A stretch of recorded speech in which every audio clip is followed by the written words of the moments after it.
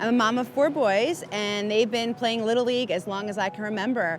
And as a mom, I'm always concerned about safety. Like Jennifer Westwood, keeping our children safe is the #1 priority.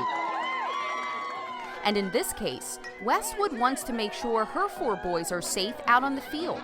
She's all about a new bill to ban aluminum bats from certain organized games. I believe when the ball is hit with that bat, it does go faster, and there's more of a risk associated with that for sure.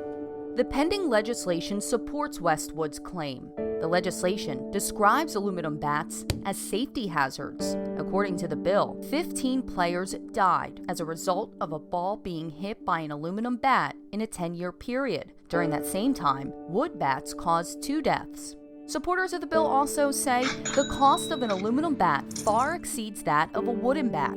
But it was a 12-year-old boy's near-death experience that persuaded Senator Patrick Duignan to sponsor this bill. A young man, Stephen Demonlewski, was playing baseball. He was actually pitching, and he was hit in the chest with a ball coming from an aluminum bat. Literally needed defibrillation to be revived because his heart stopped as a result of being hit by this baseball coming from the aluminum bat. Seeing what happened to Stephen, seeing the effect it had on his parents. I mean, this is a glorious event for kids participating in sports, teaching them the awareness is teamwork, goals, all the rest, discipline, and here a tragedy happens that is preventable. But not everyone is convinced. Kids being hit by a batted ball is a serious consequence that we should take seriously and do things to make that safer. But metal versus wood for most age groups doesn't meaningfully change the likelihood of serious injury. Father and coach Mark Snyder also believes using wooden bats would cost more in the long run.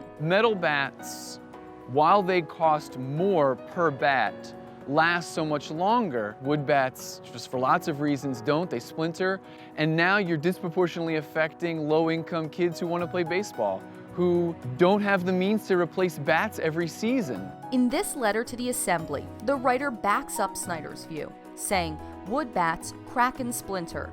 Breakage is rarely an issue with metal bats.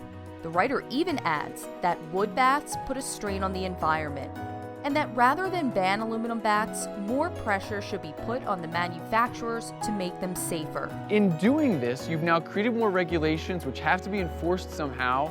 Who's going to enforce this? And you're disproportionately affecting kids who don't have the means to get really expensive equipment like bats in the first place.